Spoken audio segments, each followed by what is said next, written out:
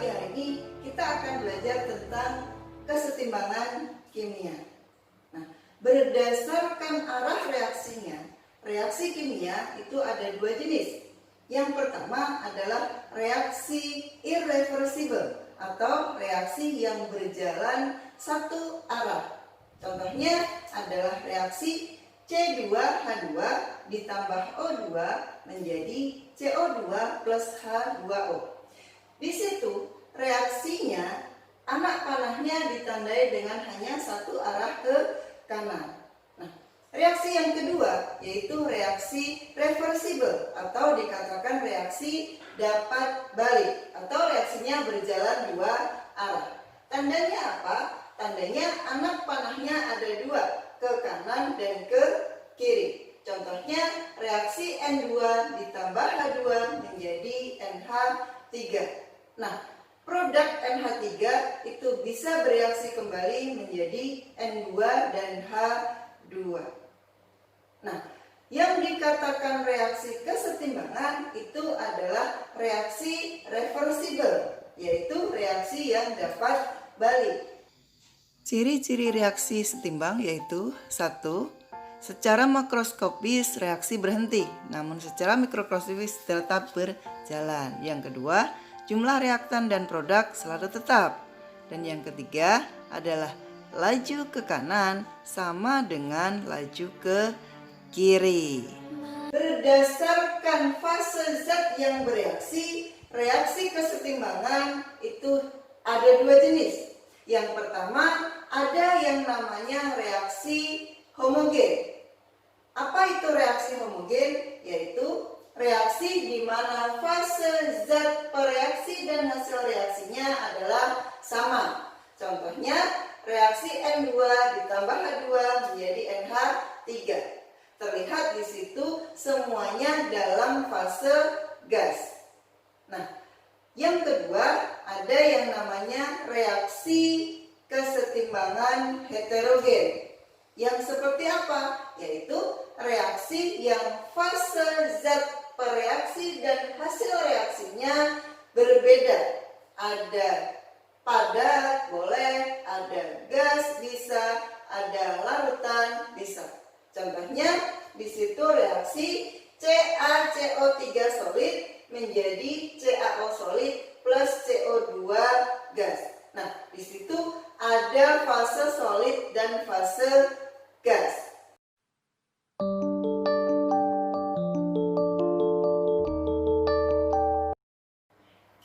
Sekarang kita bahas tentang hukum kesetimbangan.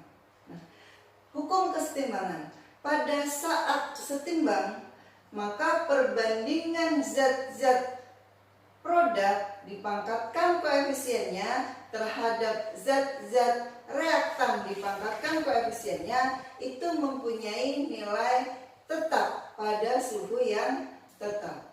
Nah, nilai tetapan kesetimbangan itu dibedakan menjadi dua. Yang pertama ada tetapan kesetimbangan konsentrasi. Yang kedua ada tetapan kesetimbangan berdasarkan tekanan. Nah, tetapan kesetimbangan konsentrasi sering disebut dengan Kc. Wujud zat yang mempengaruhi tetapan kesetimbangan konsentrasi yaitu pada wujud larutan dan pada wujud gas. Perhatikan contoh berikut.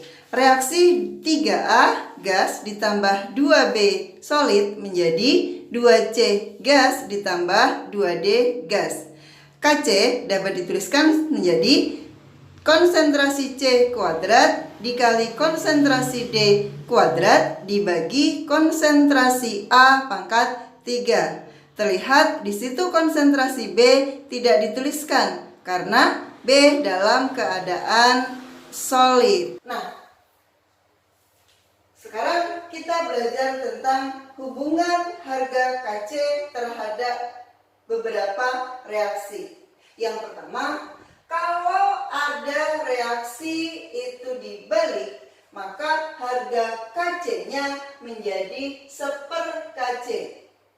Yang kedua, ketika reaksi itu dikali dengan X, maka harga KC-nya harus dipangkatkan X. Yang ketiga, ketika reaksi itu dibagi dengan X, maka KC-nya menjadi akar pangkat X dari KC.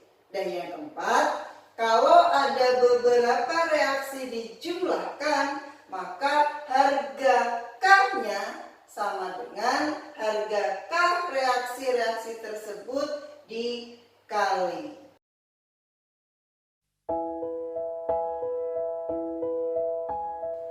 Tentukan harga K jika diketahui reaksi 2N2O4 menjadi 4NO2. Jika diketahui reaksi 2NO2 menjadi N2O4, harga K-nya sama dengan 5. Nah, kita lihat reaksi yang ditanyakan itu merupakan kebalikan dari reaksi yang diketahui. Sehingga reaksi yang diketahui harus kita balik menjadi N2O4 menjadi 2NO2.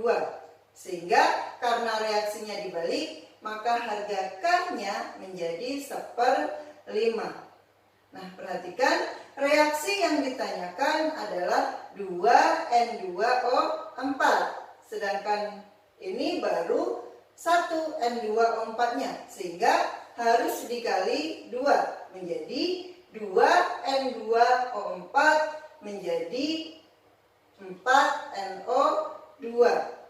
Maka karena dikali 2, maka harga K-nya harus dipangkatkan 2 sehingga menjadi 1/5 pangkat 2 atau sama dengan 1/25.